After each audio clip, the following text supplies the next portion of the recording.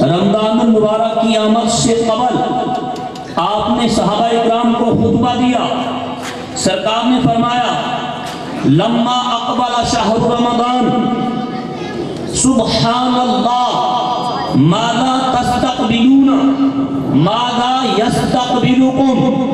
میرے آقا صلی اللہ علیہ وسلم نے فرمایا صحابیوں تمہیں پتا ہے کون تمہارا استقبال کرنے والا ہے اور تم کس کا استقبال کرنے والے ہو.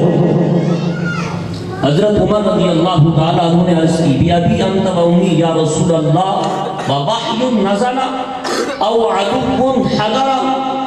یا رسول اللہ کیا دشمن ہم پر حملہ آور ہونے والا ہے یا اللہ کا پیغام آنے والا ہے؟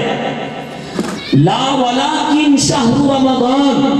میرے آقا نے فرمایا نہ ہی دشمن حملہ آور ہونے والا ہے نہ ہی رب کا پیغام آنے والا ہے بلکہ اللہ کا مقدس مہینہ رمضان المبارک آ رہا ہے. فضیلت کیا ہے؟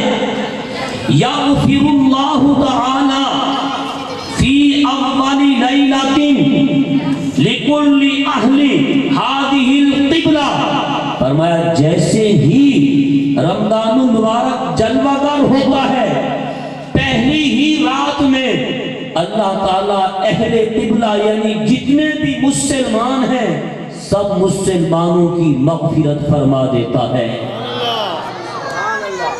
تو میرے بھائیو یہ ماہ غفران بھی ہے یہ ماہ رحمت بھی ہے. میرے آقا صلی اللہ علیہ وسلم نے ارشاد فرمایا وَأَوَّلُهُ رَحْمَةٌ. پہلا عشرہ اللہ کی رحمت برستی رہتی ہے. وَأَوْسَطُهُ مَغْفِرَةٌ.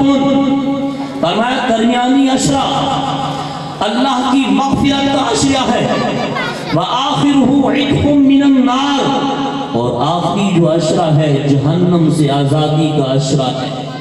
1 ملین لوگ ایک لمحے میں اللہ تبارک و تعالی جہنم سے آزاد فرماتا ہے.